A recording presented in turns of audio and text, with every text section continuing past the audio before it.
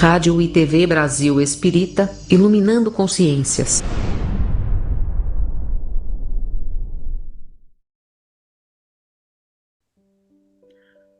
Olá, amigos queridos da Rádio e TV Brasil Espírita de Alagoas. Estamos muito felizes em dar continuidade ao programa da nossa querida Ioiô Jatobá, a poesia Expressão do Ser. Como tem sido rico para nós, né, Tetê, encontrar com os nossos convidados para falar da poesia, de tudo que representa de bom na nossa vida, o que é compreender a poesia como uma expressão do ser. Na semana passada, nós entrevistamos o Laelder, não foi? Não me lembro Isso, se foi o Laelder. E esta semana nós vamos ter uma entrevista também maravilhosa de uma pessoa iluminada.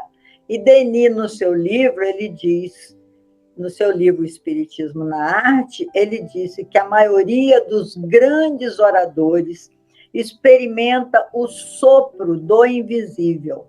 A inspiração lhes chega em rápidas ondas que fazem surgir as expressões, as formas, as imagens que provocam o entusiasmo das multidões.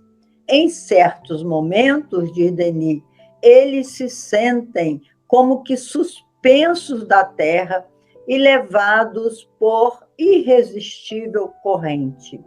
Desde o primeiro momento que decidi ser palestrante espírita, eu senti muito forte a presença dos espíritos, como disse Denis, esse sopro invisível. E você, Tetê, que agora entrou para o nosso time, o que você sente? Queridos ouvintes, querida Leilinha, olha só, é emocionante. Eu senti no primeiro dia que eu tive que falar, que a Leilinha pediu uma substituição, que ela teve que viajar, eu senti um aconchego, Leila. Eu fui aconchegada, assim, sabe, abraçada. Eu senti uma paz, não fiquei nervosa. Eu estava nervosa antes de estar ali. Mas quando ali eu fiquei como se eu estivesse em casa. E disse, como que eu vou ficar nervosa se eu tenho que falar de Jesus? Concorda? É verdade, é verdade. Se a gente vai falar de sente esse aconchego, né? Isso. Mas hoje, para a gente ficar ainda mais assim, aconchegada, né? Nessa irresistível beleza do ser, da poesia, a gente vai ter uma convidada para lá de especial. Olha só. Ela não é por acaso, não, ela é irmã da Leilinha. Olha só, é a Silene Dalva Silva Guida. E ela é professora, gente, licenciatura plena em História e Geografia. Adoro História e Geografia, eram minhas prediletas. Até hoje, eu prefiro muito ver filmes históricos, amo de paixão, né? Leva a gente para um passado que a gente conhece bem demais, não é isso, Leilinha? É verdade. É. Então, vamos chamar a Silene, entra aí. Vamos chamar a Silene. Venha, querida.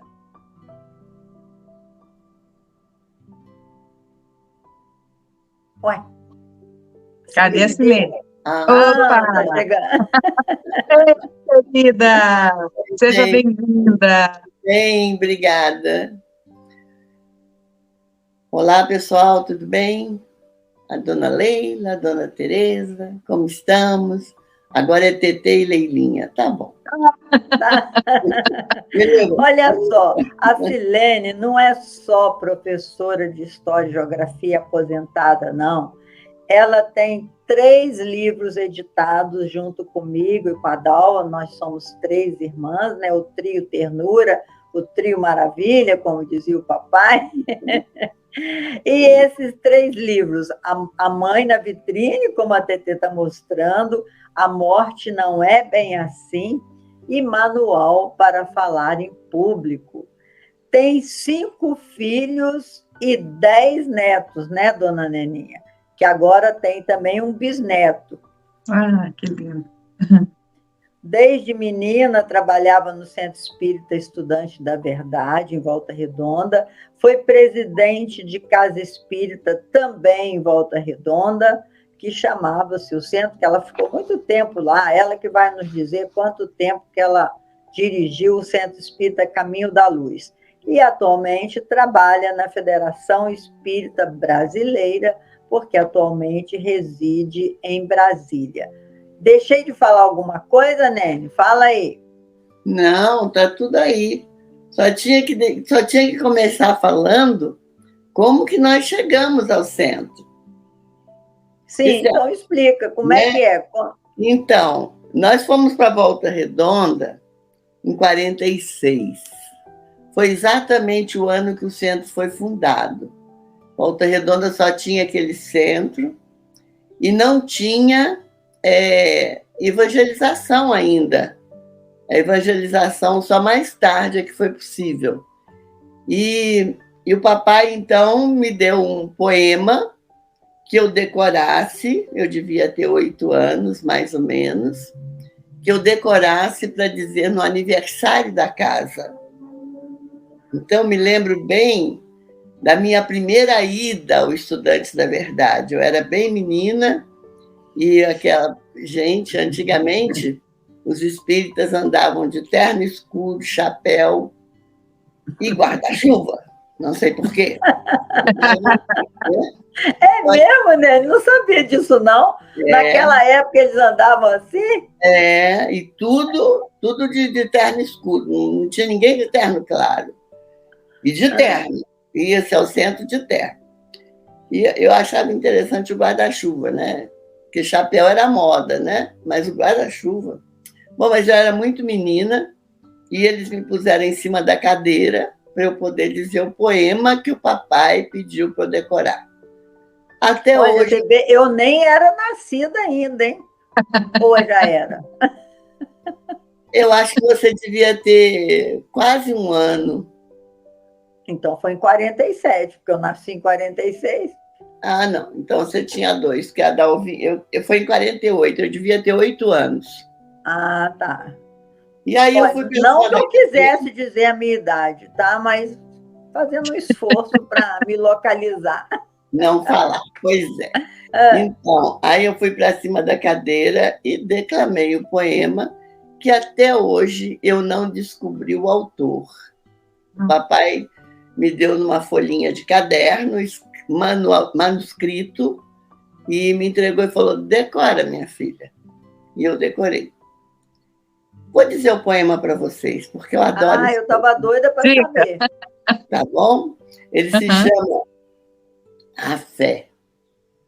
Grandes pecados cometi outrora, ao passar pelo mundo sem ventura, não tive fé, por isso sofro agora as consequências de uma vida impura. A fé, grande virtude, revigora o viajante na jornada dura. A fé, consolo é de quem chora, consolo é na desventura. Quem tem fé, vai ao Cristo que dá vida, a fé conduz a Deus nosso Senhor. Quem tem fé não vacila, não duvida. Se a caridade faz cessar a dor, se a esperança é farol, é luz bendita, a fé está na cruz do Salvador. Um poeminha lindo, né? Muito lindo, né? Profundo. E que está na memória há tanto tempo, né? Tanto tempo. Que lindo, né? Mas escuta uma coisa, você procurou no Google se não tinha, botou as palavras aí do Google para procurar? Já procurei, já pedi a outras pessoas para procurarem. Não sei, mas ele está na cabeça ainda, de vez em quando. Eu até, quando a gente fala de fé, eu até falo da fé, a fé do papai, né? Vai ver que ele que escreveu, né? Papai era muito sensível. Vai ver que foi ele que escreveu. É um poeminha simples, mas bem profundo, né? Bem profundo. Um soneto bem gostoso. Então, e aí quando eu estava com Quando eu estava com 9, 10 anos, o centro começou a ter evangelização.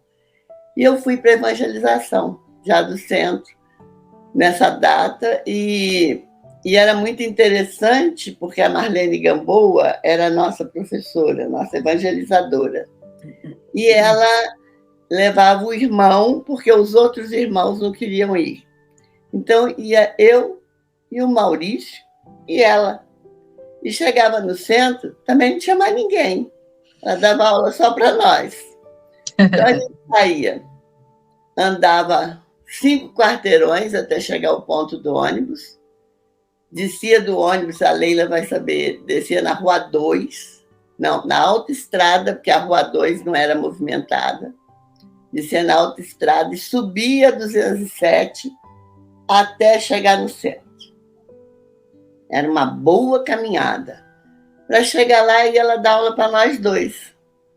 Então, quando eu estava com 13 anos, ela propôs no centro, e eles aceitaram, que nós fôssemos para a Mocidade, eu e Maurício. Aí nós fomos frequentar a Mocidade, onde ela também frequentava. E era interessante, porque mais tarde, quando o Espiritismo se modificou um pouquinho no passar do tempo, né? A evangelização hoje tem idades determinadas. Naquela época não tinha. Então, nós éramos da Mocidade e tinha senhores, tinha até vovô na Mocidade junto com a gente, né?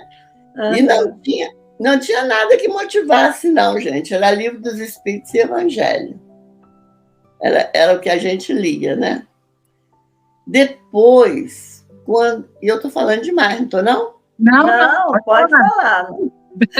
Depois, quando eu fui para o curso normal, fui ser professora, eu tinha um sonho desde pequena de ser médica, mas não seria possível.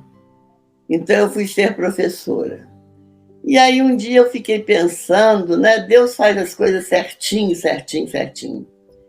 O médico ajuda as mãezinhas a cuidar da parte física e a professora ajuda a cuidar da parte moral, da personalidade, do caráter, né? E um mau professor talvez faça pior do que um mau médico, né? Para a criança. Eu falei, no fim eu estou no lugar certo, é aqui mesmo que é meu lugar. E o que acontece quando a nossa turma de curso normal em Volta Redonda foi a primeira turma. E aí no centro, conhece o ditado? Quem tem olho na terra de cego é rei, né? Então eu era normalista, já funcionária municipal desde o primeiro ano normal, e no centro, então, eu fiquei responsável pela evangelização infantil. Eu não só era evangelizadora, como era responsável pela turma. Então, eu estou dentro do centro há muito tempo, muito tempo. E uma das perguntas que a Leila fez, que eu achei interessante, que ela lembrou que eu tinha o retrato de Kardec na minha cabeceira. É mesmo. É uma pergunta que eu ia fazer em público para ver da onde que é a minha origem espírita. Porque agora eu vou dar o meu depoimento, sabe, Tetê? Eu achava os espíritas muito chato, muito enjoado, muito triste. Eu falei, todo mundo com cara de sofredor, eu jamais vou frequentar esse negócio aí. E aí, a Silene tinha o Allan Kardec na cabeceira dela, ela pegou aquele retrato, nem sei onde, moldurou. Você moldurou, papai, né? Que fez isso, papai, meu papai. Seu papai, né? Moldurou, botou na cabeceira da cama dela. Como nós três dormíamos no mesmo quarto, que naquela nossa época de pobreza, era assim, um quarto para as 3 mulheres, outro quarto para os 2 irmãos e outro quarto papai e mamãe. Então, nós 3 no mesmo quarto, e eu era muito medrosa, eu corria para o canto da Silene, porque eu tinha muito medo da noite, e eu ficava atormentando ela para ela não dormir antes de mim. De que maneira que eu atormentava ela? Eu segurava o olho dela, assim, porque eu achava que se eu mantivesse o olho dela, Mantendo meu olho aberto. Para ela ficar com o olho aberto, que eu tinha muito medo à noite, né? Pela minha mediunidade, com certeza isso, porque eu via caras atrás das janelas, eu tinha a sensação que se eu dormisse, alguém vinha puxar minha mão. E aí eu falei, não, eu não posso dormir, eu tenho que ficar acordada. Eu dormia de cansaço. E aí ela tinha aquele Allan Kardec, que eu chegava em casa, aquele olho sempre me acompanhava. Eu falei, esse olho me acompanha para onde eu vou. Mas também na hora que eu mudar a roupa, ele não vai ver. Eu pegava um pano e colocava. E aí, pode perguntar, Silene, outra coisa, que essa eu já revelei, essa nossa história. A Silene, você vê que ela desperta muito cedo, né? O espírito dela já desperta. Embora tenha sido levado pelo pai de vocês, ela queria já estar ali, né?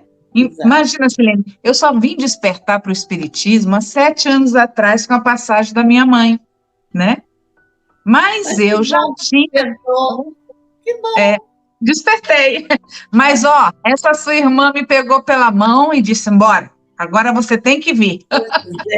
E você sabe que eu tive dificuldade de pegar por essa mão, né? Foi. Eu, como evangelizadora, a Dalvinha foi aluna da evangelização. Era minha aluna. Leila, não.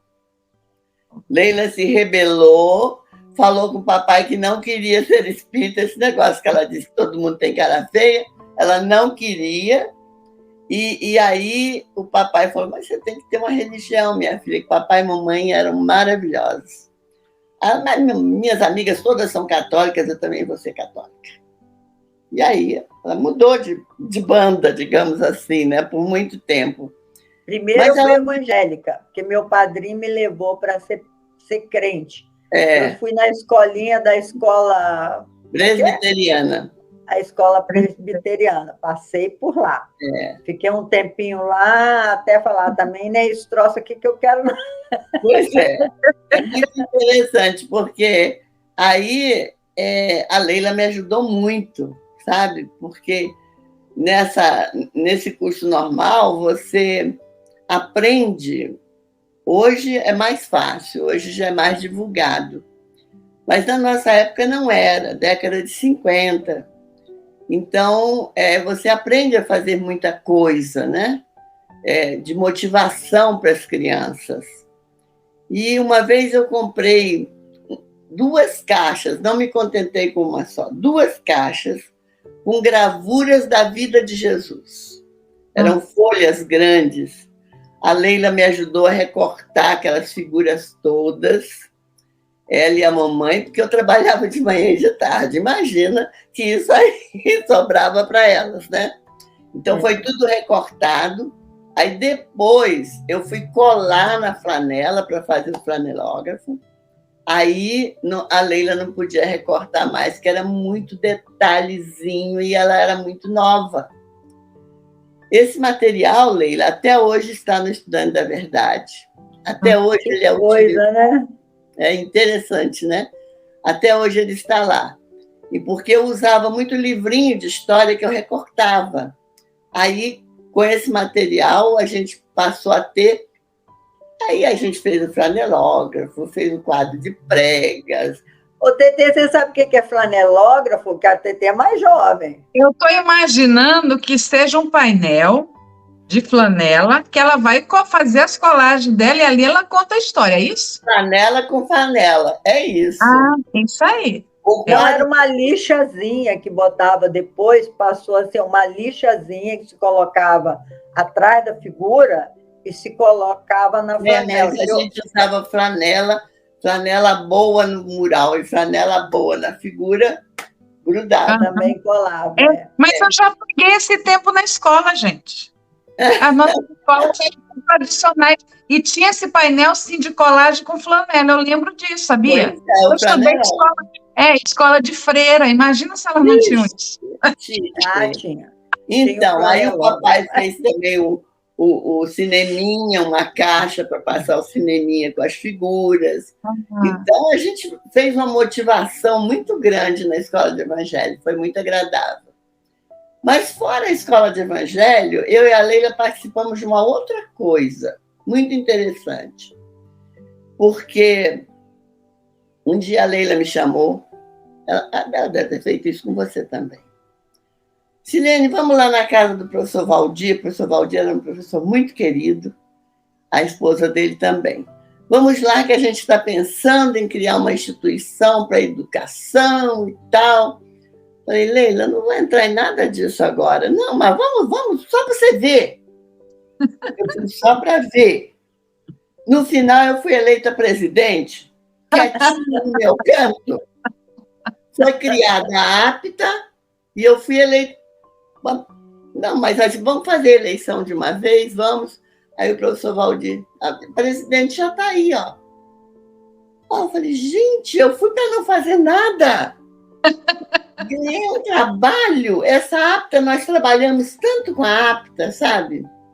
Nós trabalhamos. O que é para TT saber o que é a APTA que nós fundamos? A APTA, a gente trabalhava, era uma ONG, e nós ficamos sediados na Cruz Vermelha, mas nós trabalhávamos na periferia da cidade, nos bairros mais pobres, criando cursos. Então, nós tínhamos curso de pintura em tecido, de bordado, de cuidador de idosos e de falar em público. Né, de falar em público. Desses cursos de falar em público, acabou o pedido de que se fizesse um livro com a nossa experiência do falar em público. E foi aí que surgiu o primeiro livro do trio. Né? Agora, desse trio, você vai notar que eu estou participando desses 3. Mas essas minhas irmãs têm uma literatura vasta, sabe? Tem muitos livros editados, muitos. O que é muito bom, né? Porque aí o melhor dos livros é você ler, né? A melhor coisa dos livros é você ler. Então é isso. E o que é esse escrever para você, Silene? Como é que você se sente? Passa para o ouvinte para que alguém se incentive com essa tua experiência de vida maravilhosa. Pois é, esse escrever é muito gostoso porque você está passando uma coisa que você vive, né? Mas eu ainda acho o ler e o falar melhor do que o escrever, sabe? A Leila é uma irmã assim, muito... Talvez você não conheça a Leila tão organizada, sabe? A Leila é super organizada. Desde que ela começou a fazer palestra, ela tem todas as palestras. Quando eu ouvi isso, falei, meu Deus, eu não tenho. Não tenho. Eu comecei a fazer palestra, acho que é 20 anos antes dela, ou 10, mas eu não tenho as palestras fichadas, não tem. Gente, quando a Leila falou isso, eu falei, meu Deus do céu, que organização que eu não conhecia, né? Então... Mas é bacana, não é? É bacana. É lindo. Ela é organizadíssima. Eu fico maravilhada, Silene, com datas, com tudo. Ela bota ali, cronologicamente, os assuntos, e ela vai fichando e manda ver. Eu digo, nossa, que coisa maravilhosa. Né?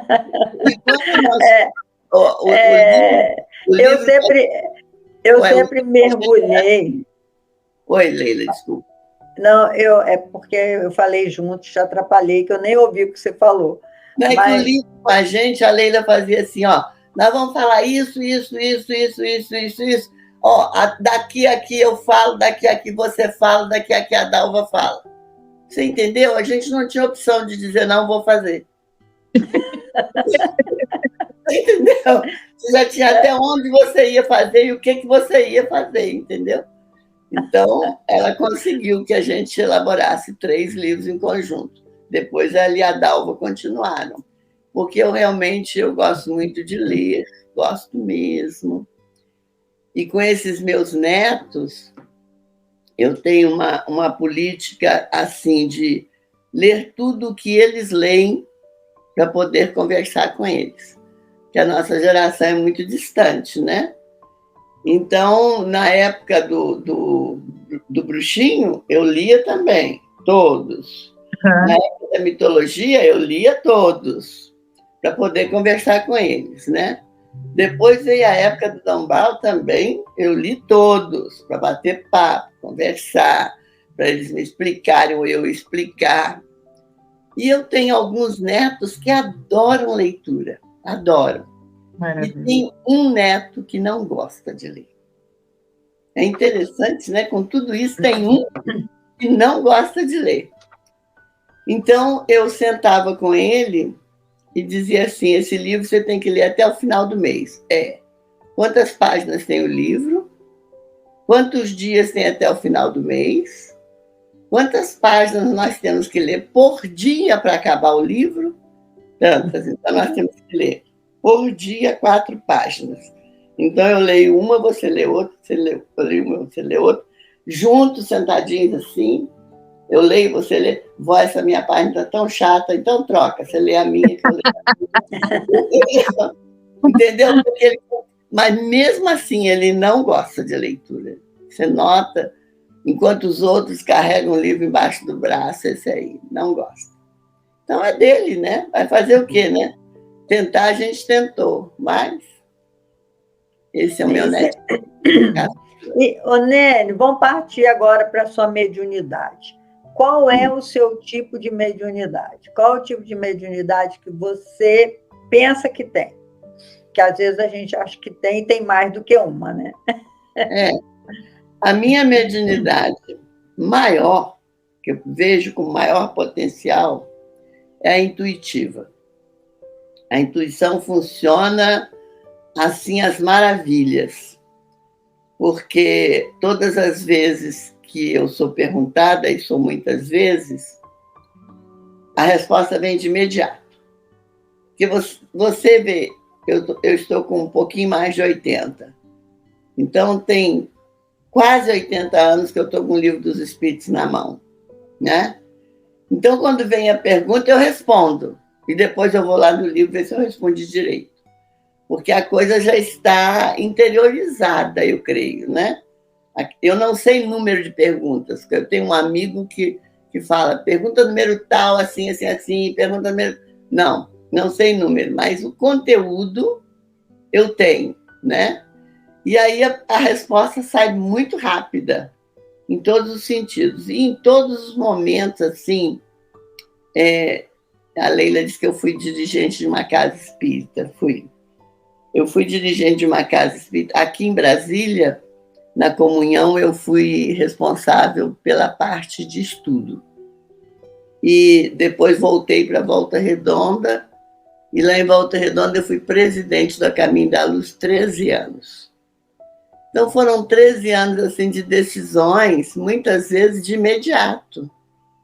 Né? Ter que tomar aquela decisão, vamos fazer, vamos agora, vamos lá e vamos fazer.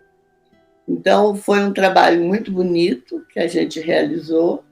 E logo que nós chegamos à Volta Redonda, em 90, a minha cunhada falou que tinha uma vila e ela queria fazer um grupo para visitar aquela vila. E nós fomos bem na periferia da cidade, uma plaquinha na entrada, assim, Vila Miséria. Já imaginou isso? Vila Miséria. E uma casinha só com uma portinha, Assembleia de Deus. Já tinha Assembleia de Deus na Vila Miséria. Então, nós trabalhamos em Vila Miséria muito tempo, até que eu fui à presidência do centro. Porque aí não dava mais tempo, né? E também a situação em Vila Miséria se resolveu naqueles 4, 5 anos. A situação foi resolvida. Mas nós fizemos muita campanha, você nem imagina. Quando nós resolvemos fazer a campanha, eram 75 famílias. Resolvemos fazer a campanha do pijaminha no inverno. Uma amiga que tinha a fábrica se prontificou que a gente cortasse lá na máquina dela. Então, pusemos a flanela muito rápido, né? Cortou tudo. Quando nós fomos montar, todas as calcinhas só tinham perna direita, não tinha perna esquerda. Aí foi uma dificuldade tremenda, mas foi muito bom nesse período. E qual é essa dificuldade, hein, Lila, que veio agora essa pergunta, em ser dirigente de uma casa espírita, Silene? Passa para o ouvinte. Olha, essa é a sua experiência. O trabalho administrativo é muito árido, é sempre muito árido. Nós tivemos a sorte nesse período, nós pegamos uma casa, a Caminho da Luz, que é uma casa linda, um povo muito gostoso, e no início ela era pequena em número de pessoas, em número de grupos, ela cresceu muito, ela se tornou a maior do Vale do Paraíba, talvez. Mas ela era muito interessante, que você tinha que tomar decisões que muitas vezes as pessoas não concordavam, né? Você tinha que chegar a um ponto. No princípio, nós só tínhamos palestras segunda e quinta, então não tinha oradores. Então, você teve um trabalho inicial nosso, foi formar oradores, criar cursos para a formação de oradores, e muitos deles hoje estão brilhando no cenário nacional, que a gente acha lindo, né? Depois daquela formação que nós tivemos ali. Mas foi muito bom. Agora, é muito árido. Você tem que tomar decisões a todo momento. Você tem que tomar decisões. E, às vezes, decisão que independe de você. A casa não era registrada. Vamos registrar na prefeitura a casa. Vamos. Aí foi medir. Faltavam 20 centímetros no nosso terreno. Faltavam 20 centímetros. E onde que ele está? Aí foi medir a rua inteira para achar o nosso 20 centímetros no final da rua. O que você vai fazer com 20 centímetros de terreno? Então você tem que dizer, pessoal, não, esse nós não queremos mais. Mas você não vai levar para a diretoria 20 centímetros de terreno?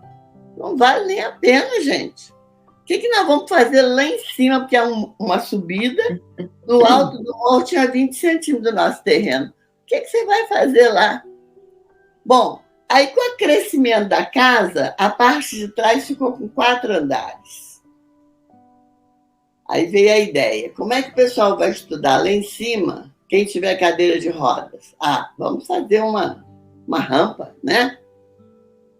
Aí o engenheiro chegou, examinou e falou assim, não dá para fazer a rampa. Se a gente for fazer a rampa, vai sair no outro terreno. Aí veio o mestre de obras, que sempre trabalhou com a gente. Eu faço. Os 20 centímetros pegou ele de volta. 20 centímetros ficou perdido mesmo. Mas 20 centímetros é isso, gente. O que é isso? É um negócio maluco. Você acredita que ele construiu o seu Caetano, que era o nosso mestre de obra, que era presidente do Conselho Deliberativo? Ele construiu a rampa. A rampa descendo do 4º andar, vinha até a rua, e antes de chegar na rua, ainda fez uma jardineirinha para mim. Olha, que chique, ainda tinha uma jardineirinha. Não, o centro é lindo, Tetê. Uma hora que você for a Volta Redonda, você vai conhecer. Muito lindo o centro. Mas aí, e tem outra coisa, né, que você esqueceu de falar, da sua mediunidade, que você falou que gosta, prefere mais a mediunidade intuitiva. Eu sinto que a intuição funciona muito bem. Mas, além da intuição, naquele período, nós tivemos várias pessoas indo à casa, porque aí a nossa equipe, que sou eu, Leila e Dalva, nós somos equipe para qualquer trabalho, né? Se a Dalva precisa, se a Leila precisa, se eu preciso, a gente se divide. Então, a nossa equipe começou a levar para o centro cursos, porque eu tinha presidente de centro que dizia, eu aprendi assim, vou fazer assim, é só desse jeito. Dirigente de grupo. Então, os cursos foram chegando. E um deles, bom, a Sueli esteve com a gente, né? O Guto, muita gente boa passou pelo centro. Mas uma pessoa especial foi o Palhano. Que o Palhano chegou e ele não só fazia palestra ou dava aula, ele reunia o grupo de médiuns e explicava. Então, quando um médium dizia assim, estou vendo uma luzinha, e essa luzinha te falou o quê? Nada. Então, para que você vai dizer que está vendo? Te falou nada. Não precisa falar nada, né? Porque o médium é intermediário. Se não te fala nada, para quê? Mas aí nós começamos também a fazer aquele trabalho do Palhano, sabe? Reunimos um grupo e começamos a fazer um trabalho de psicografia também. Então, trabalhamos muito tempo na psicografia. E o que é interessante, da psicografia eu tenho tudo anotado. Tem meus cadernos todos anotados, tudo que eu fazia em caderno. Agora tem um outro que você ainda esqueceu, que você era muito boa, é receituário mediúnico. Aí que está seu talento para médica. Exatamente, o receituário mediúnico você pode ser psicógrafo e não ser receitista, né? Mas eu era receitista também. E aqui na Comunhão Espírita, lá em Volta Redonda, eu trabalhei menos no receituário, porque era menor o número de pedidos. Mas aqui na Comunhão Espírita, a Dona Irene, era até chamada o raio-x do câncer. Ela recebia cartas desse Brasil inteiro. E essas cartas eram uma equipe muito grande, mas receitista só tinha 2. E era uma média de 200 receitas por semana que a gente fazia. Então, era um trabalho bem intenso, realmente. A comunhão, para mim, foi uma escola muito grande em todos os sentidos, sabe? Foi muito bom o trabalho lá. Então, quando eu voltei para Volta Redonda, aí passou aquele trabalho árido que foi o trabalho. Agora, a APTA deu para a gente muitas alegrias, né, Leila? A APTA deu muitas alegrias. Inclusive, a Leila tinha dito que eu deveria falar de metáfora, né? Aí eu me lembrei de uma metáfora que acontece num poema que a gente falava, desculpa, que eu falei num dia que nós tivemos uma reunião. Toda vez que terminava um curso, a gente tinha uma reuniãozinha festiva, com docinho e tal, bolinho. E naquele dia eu falei um poema para as vovozinhas. Ele chamava assim, é de Olavo Bilac, que é a vovó. A vovó também é velha, franzidinha como o quê? Passa os dias lá na rede entretida com crochê. Às vezes fica zangada com o barulho que eu faço, pega a chinela, eu me rio, ela ri e lá vem um abraço. Um dia virou a casa para os óculos achar. Procurou canto por canto e queria me culpar. Bem que eu sabia de tudo. Mas aquilo era uma festa, pois a vovó tinha os óculos presos no alto da testa. Então você vê que é um poema cheio de metáforas, né? Em vez de falar que ela era enrugadinha, ela era franzidinha. Metáforas, franzido, né? E revirou a casa, revirou tudo, quer dizer, mexeu em tudo, né? Então, esse poema é muito gostosinho, né? Falando da vovó. É muito lindo. E tem um outro poema que você fala também. Toda festinha que tinha, papai falava assim, Silene, fala aquele poema que meu pai gostava muito de poesia, por isso que eu estou suspeitando que essa poesia que você tem de cor fosse dele, por que não? Né? Do jeito que ele gostava de poesia, tem uma que eu me lembro que ele falava, que era assim, quem passou pela vida em brancas nuvens, do Francisco Otaviano. Quem passou pela vida em brancas nuvens. Quem passou pela vida. Em plácido e não sofreu. E plácido repouso adormeceu. Quem não sentiu o frio da desgraça, quem passou pela vida e não sofreu, foi espectro de homem, não foi homem. só passou pela vida e não viveu. Ele adorava também essa poesia.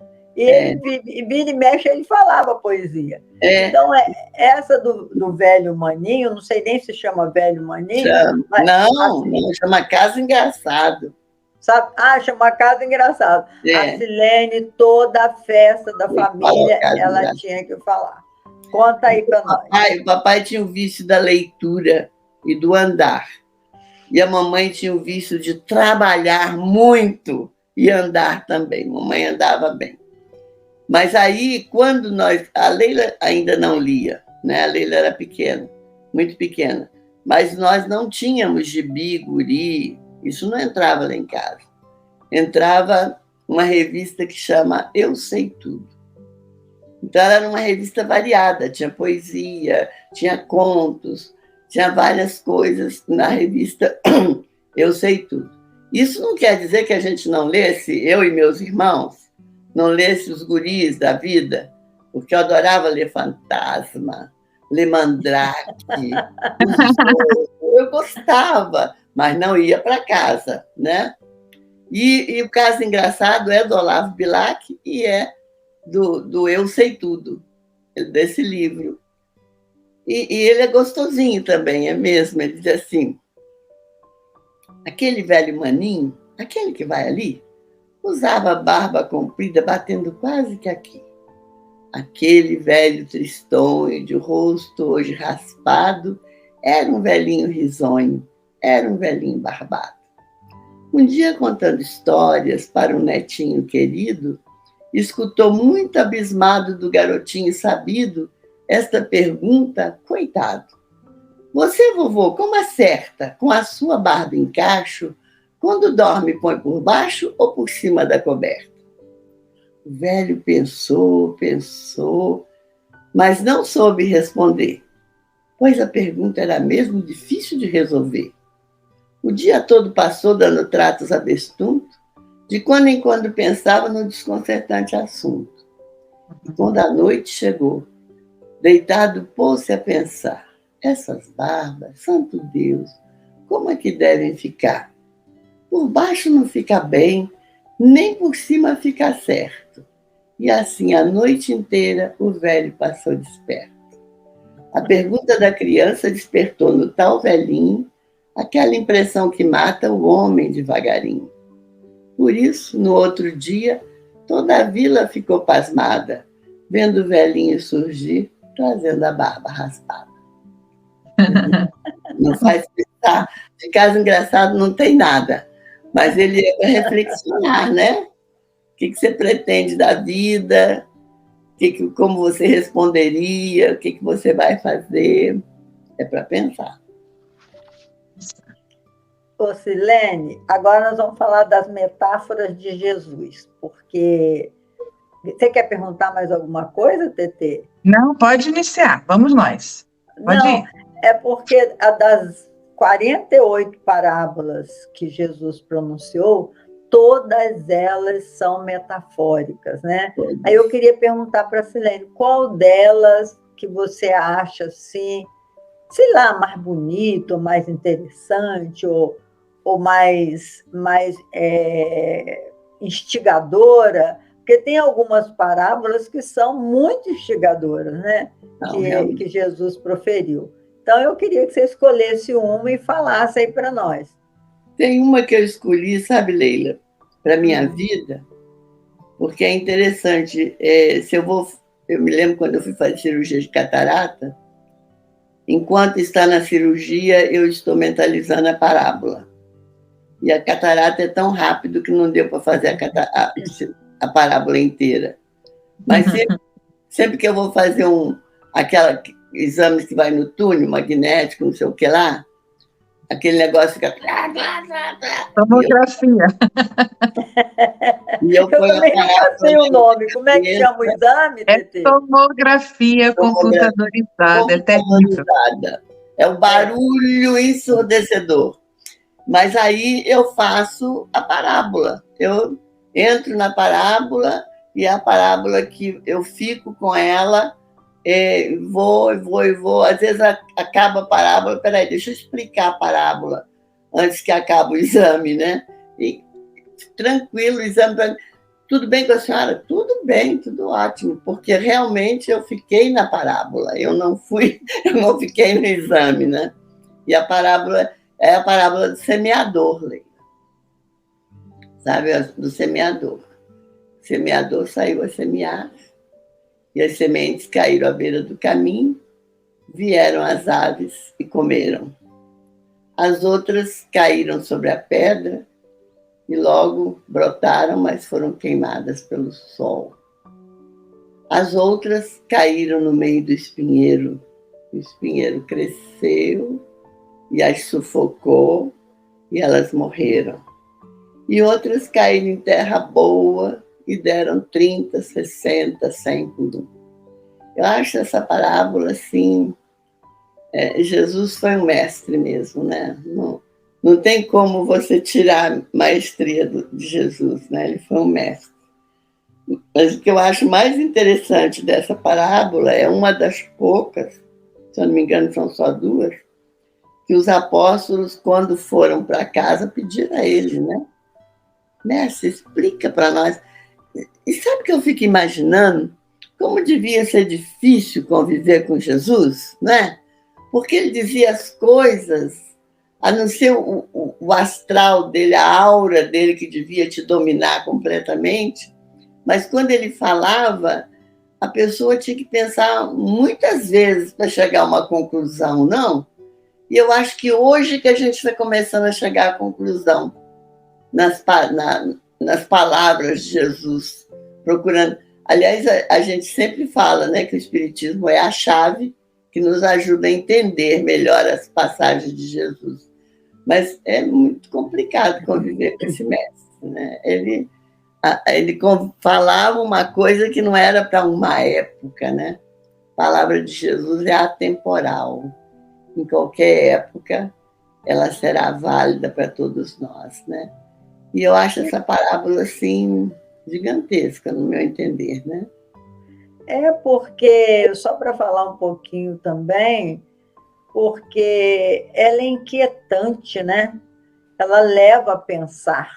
Uhum. Jesus, toda a vida, ele quis que nós descobríssemos o caminho, e não que ele desse uma ferramenta pronta. Então, quando ele fala nessa primeira parte que caiu ao lado da estrada, que as sementes caíram ao lado da estrada, e os pássaros foram e comeram as sementes, é uma imagem assim, ele usava as imagens muito, muito do nosso cotidiano, né? Assim, então explica essa parte, por que as sementes caíram à beira da estrada? O que representa essa estrada e o que representa os pássaros que vieram comer a semente, né? Olha só, Leila, é tão interessante porque hoje, você, quando vai plantar, você separa o terreno que vai ser plantado, limpa o terreno e depois é que vai fazer lavrar e semear, né? A época de Jesus, que nós pesquisamos, não tinha esse trabalho, não existia isso.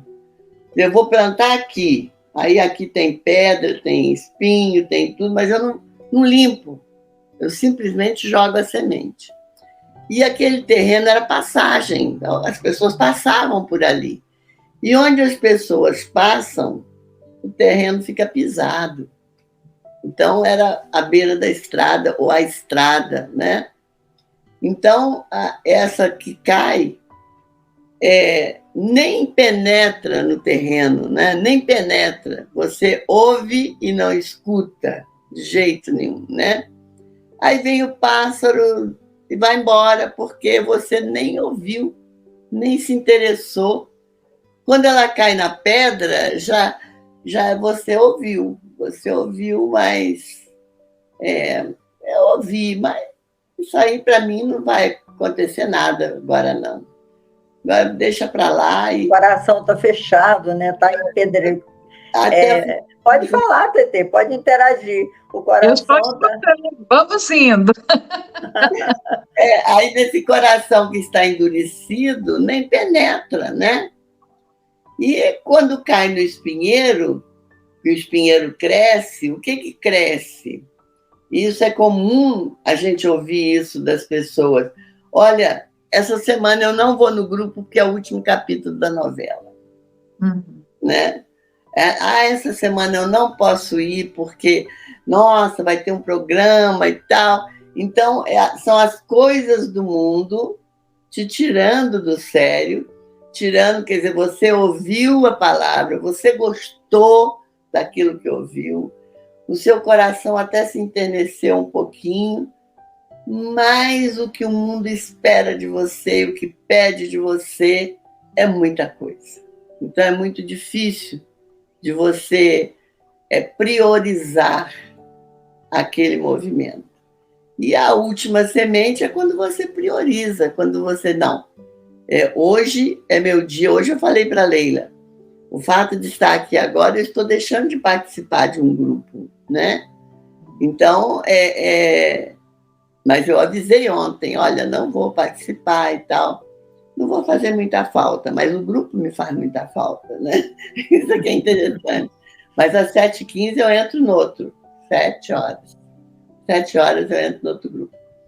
Então, é interessante que aí é quando você ouve e você prioriza, né?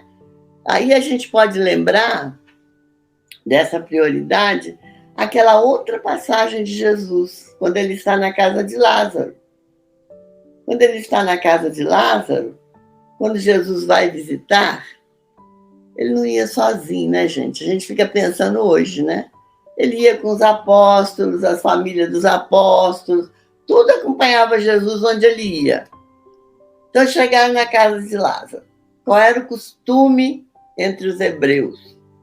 Jesus era hebreu. Muita gente fala judeu. Não, ele era hebreu. Qual era o costume? Peraí. Tem diferença entre judeu e hebreu? Tem, porque na época de Jesus, judeu era quem nascia na Judéia. Jesus nasceu na Galileia. A Judéia, a Galileia, a Samaria eram todos hebreus. Era o povo hebreu. Geografia é uma dificuldade para minha cabeça. Caramba! Vê o mapinha do Espírito Santo assim? Lá em cima está a Galileia, lá embaixo está a Judéia, no meio está a Samaria, da Decápolis, lá de cá. Então, todo o Espírito Santo era povo hebreu. Só que o Galileu, Jesus era um galileu, era um hebreu da Galileia, era galileu. E quem nascia na Judéia era judeu. Tá. Então, hoje, botou todo mundo no mesmo pacote, né? Mas Jesus era hebreu. E aí, o costume hebreu, o que dizia? As mulheres andavam atrás e em casa ficavam nas partes internas. As mulheres não iam para a sala, a não ser que elas tivessem que lavar os pés dos homens. Então, a mulher ficava lá. E uma mulher não se dirigia a um homem.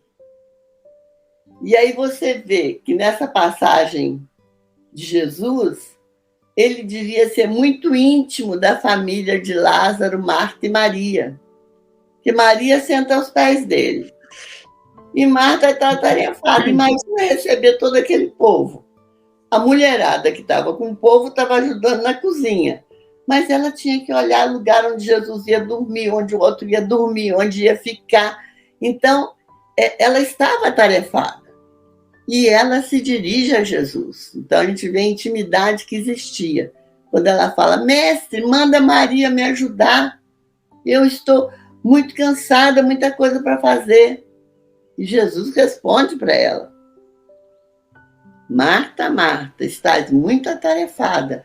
Maria escolheu a boa parte que não lhe poderá ser tirada. Então, vê, e Maria continuou na sala, no meio da mesarrada toda. Maria continua ali nos pés de Jesus, né? Então, isso é a gente trazendo para o nosso dia, para a nossa momento, será que nós estamos escolhendo a boa parte? A boa parte seria aquela semente que caiu no bom terreno. Mas será que a gente está escolhendo a boa parte? Será que a gente está pensando nisso? Porque o tempo é um amigo quando a gente está muito feliz e ele acaba rápido. Quando a gente está sentindo uma dor, ele demora para passar. Demora muito. Mas ele está passando. Ele está passando. Ele está caminhando. Ele não para. E nós viemos com passagem de volta comprada. É só fazer o check-in. Eu também estou com pressa de fazer o check-in, não. Ninguém Ninguém está com essa pressa. A gente está na fila, não tem importância que passem na frente, a gente sabe que ninguém passa, né? Mas a gente não está com essa pressa de fazer o check-in. Mas eu estou aproveitando para a minha grande viagem. O que eu vou levar na minha maleta? Que é aquela maleta que só cabe do coração. O que eu estou botando na minha maleta? Eu estou aproveitando a boa parte? Esse é um pensamento que nós temos que ter, né? Com frequência. Porque, às vezes, a gente diz, não, eu posso deixar para amanhã eu faço. Mas se você fizer agora, você demora 2 minutos para fazer e acaba, né? Então, acho bom a gente repensar o que nós estamos fazendo, se nós estamos escolhendo a boa parte. O que nós vamos levar, tá bom? Maravilhoso essa reflexão, né? E eu estive a pensar, enquanto ela dizia assim, não era fácil ser amigo de Jesus. E eu, toda vez que eu vejo algo relacionado a Jesus, eu disse, que maravilha, deveria ser aquela energia que você toca para a gente, né? Então, quando ele falava, ele deveria dominar, todo mundo parava para ouvir, né? A voz dele entrava para o espírito que já conhecia, embora a carne recusasse algumas vezes, né? E você pensa, como assim nós não estamos priorizando a semente que somos enviadas por Deus para a gente germinar e crescer, né? Porque a gente tem que sair daqui como uma árvore frondosa, né, Silene?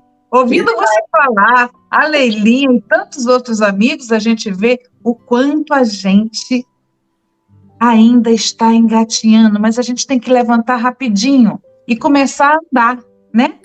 Sem medo, com coragem e priorizar, sim, o tempo. O tempo de Deus é esse. É o que eu venho fazendo na minha vida. É o que a gente está tentando, né? A gente escorrega, levanta e continua. E na federação, eu comecei dando aula do Livro dos Médiuns, sendo professora no Livro dos Médiuns, e quando resolveram iniciar um novo livro, que foi Céu ao Inferno, lembraram de mim, né? Não, Silene, você coordena esse livro. Eu estou coordenando esse livro há 11 anos.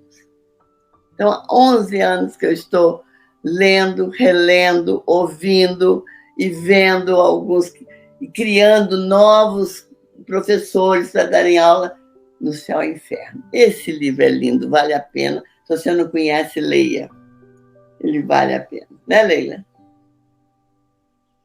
Fechei aqui um pouquinho o som, porque ela estava me gritando lá embaixo. Acho que ele esqueceu que eu estou gravando. Então, quando eu fechar de novo, é porque eu tenho que atendê-lo, tá, Tetê? Aí você continua aí o trabalho. Mas também nós estamos quase que no finalzinho, né? Nós começamos com 5 minutos de atraso, não foi?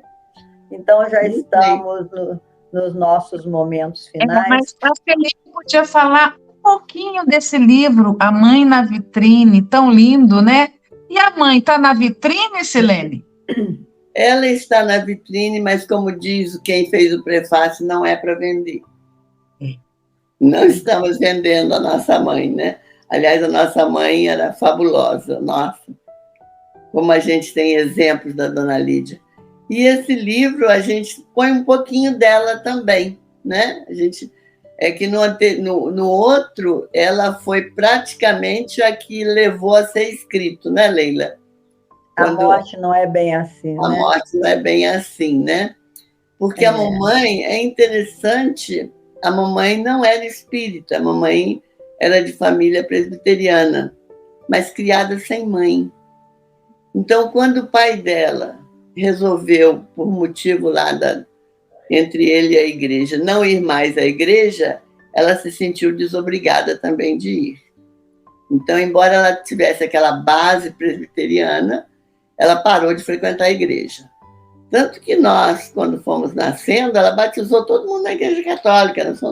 Eu fui batizada, crismada, todos os amigos dela. Eu me lembro que ela falava que a melhor amiga dela, ela chamou para ser minha madrinha. E essa amiga recusou. Disse que queria ser madrinha de um menino. Aí, ela é madrinha do Newton, né? O meu irmão que veio logo em seguida, um ano depois de mim. Então, eu de madrinha de batismo, de consagração, de crisma, de representação, eu tive todas as madrinhas, né? Embora ela não fosse a igreja, o que era muito fácil de se fazer naquela época. Ela só levava para batizar, né? E o papai nunca se opôs, né? Uma prece a mais é sempre bom, não é isso?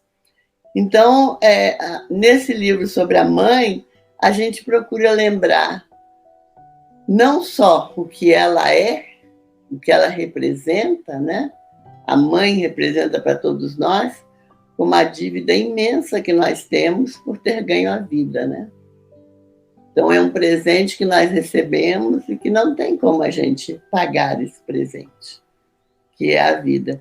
Por isso, no testamento, nos mandamentos, não fala amar o seu pai e sua mãe, fala honrar. Que amar, Jesus já tinha dito que nós devíamos amar a todos, né? E lá nos mandamentos diz honrai pai e mãe. Então, eles são muito importantes, muito importantes. E esse livro fala sobre isso.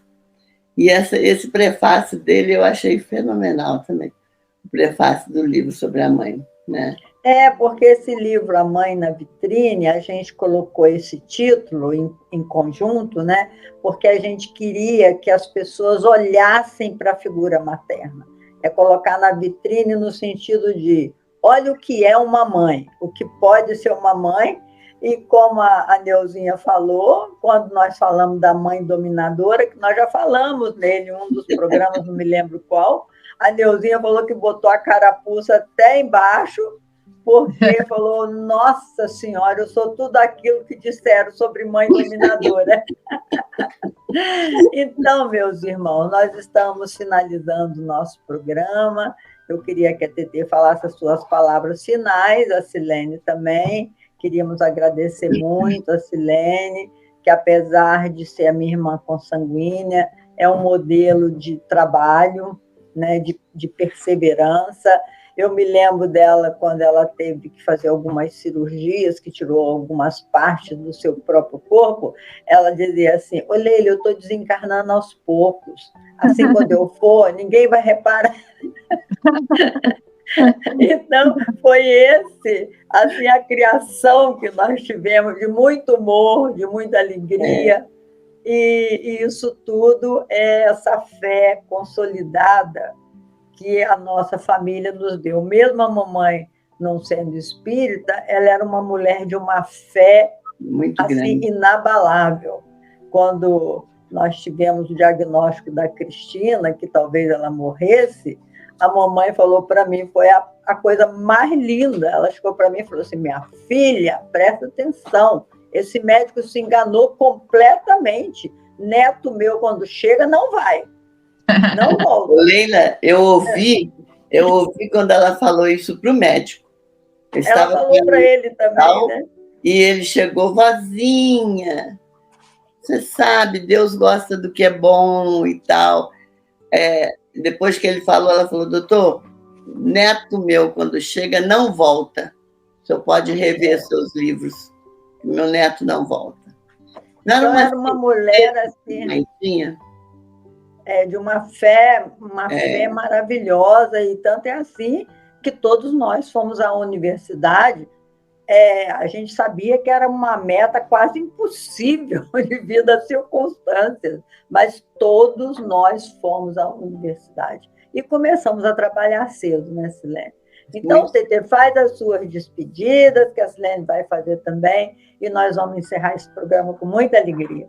Isso, queridos ouvintes da Rádio Brasil Espírita, presenciamos aqui um movimento de amor, luz, fraternidade e amor ao próximo, que a Silene é puro amor ao próximo. Meu Deus! Olha, eu fiquei maravilhada e perdi a voz só escutando, tá? No dia que a gente se vê pessoalmente vai ser muito bom. O que eu fiz? Meu Deus! É uma maravilha e agradecida por essa história familiar tão bonita, porque para o ouvinte é importante escutar histórias esperançosas, onde as famílias se amam e incentivam seus filhos a ficar cada vez melhores. É isso que a gente espera do ser humano, né? Que um pai, uma mãe, uma tia, uma avó, seja quem for que esteja te criando, tire de você o melhor. Então, a Silene hoje falou palavras para que a gente consiga melhorar um pouquinho. Muito prazer e gratidão pelo reencontro, querida. Obrigada. Vai lá, Nene. Gente, muito obrigada a vocês. Desculpe se eu falei demais, porque quando eu tenho que falar de doutrina espírita, eu falo muito. Quando eu vou falar de evangelho, eu falo muito. E quando eu vou falar dos meus filhos e netos, então, nem se fala.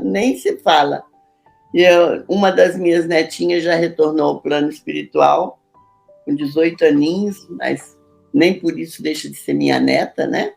Está ela lá no plano espiritual. E uma bisnetinha agora que traz toda a alegria para nós, com seus 3 aninhos de vida. Então, é muito interessante. A vida é um caminhar constante, uma decisão constante, uma tomada de decisão a todo momento. E muito obrigado pela oportunidade de estar aqui.